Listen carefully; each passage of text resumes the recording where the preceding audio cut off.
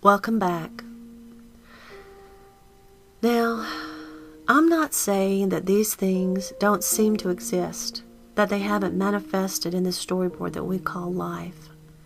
I'm just saying that we don't know what they truly are, and that is our expressions, our thoughts, brought to life, pulled out of our pocket to see. And I know these truths are hard truths to hear. And I know many of you do entertain some of these beliefs that I've mentioned here as very real. And I do not mean to step on anyone's toes. I have no gain whatsoever in that. But I have to say these things and put them out there for you to consider, because you hold the key to undoing this. Not the Illuminati, not any conspiracy party at any place, on any planet, in any galaxy, not E.T. or his reptilian counterpart. They are not the root of this shadow on your wall. You hold the key to undoing this by seeing the true, full oneness. That is the cure. So, conspiracies have no footing in my world. And Mr. Reptilian has no footing in my world. He does not exist, metaphorically or literally, here. He doesn't, because I do not give to him. And I genuinely see no conspiracy.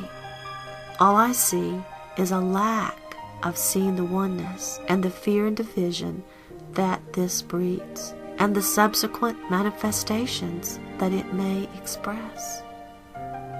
But I see no one to blame but me for the condition of the world I have created and all I encounter. Because without these fears, without needing a scapegoat, these things cannot exist, not literally or metaphorically. We create everything we seem to encounter here, everything, including this. And they will be gone from your reality too when you pursue more fully uncovering this one little truth within yourself. And that is, there is only the one. So there you have it. Sometimes the explanation is not at all what we expect, is it? And sometimes neither is the cure. Sometimes the root is so deeply hidden that we might come across many things that look like the root before we finally find our hand on the actual root. And such is the case here. Who'd have thought that reptilians, aliens, the Illuminati, conspiracy theories, and all this in general are just byproducts of not truly seeing the one, of a hidden duality still growing in our hearts that is still so strong that we might elect to actually manifest these things onto our storyboard that we call life.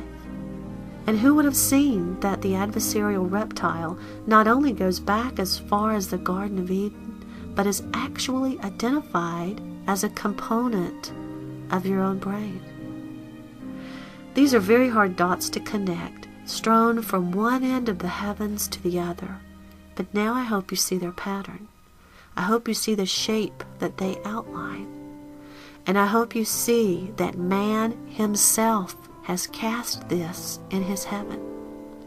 And because he cast it, he may also choose not to cast it. Heal the hidden duality within your heart that can manifest these expressions onto your storyboard. Heal the hidden duality, and Mr. Reptile becomes just another interesting creature in the garden. Heal the hidden duality, and all these people supposedly out to get you are seen for what they are, just deluded people trying to better their own self-interest. And who here has not done that? I mean, look at this objectively. Who has not applied for a job or a promotion hoping to beat out their peers? Who has not tried to better their position at the cost of another's perceived success? We've all done these things, but we don't consider them conspiracies, do we? But I ask you, how are they truly different? Think about it and look closely.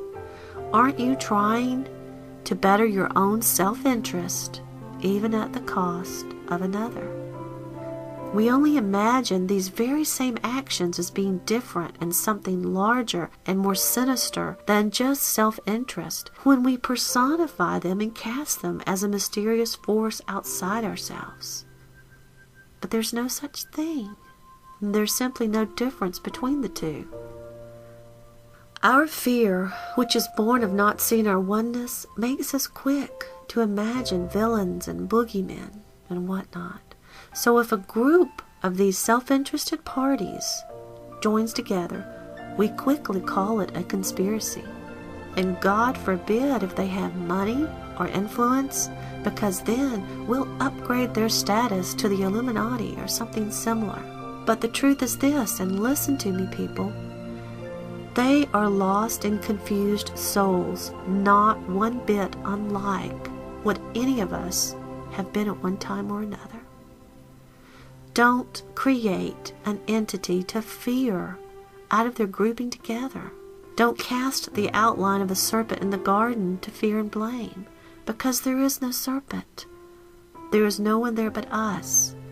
And they will also see one day, because the truth does not exclude even one soul. The truth is for all. Please join me for the actual conclusion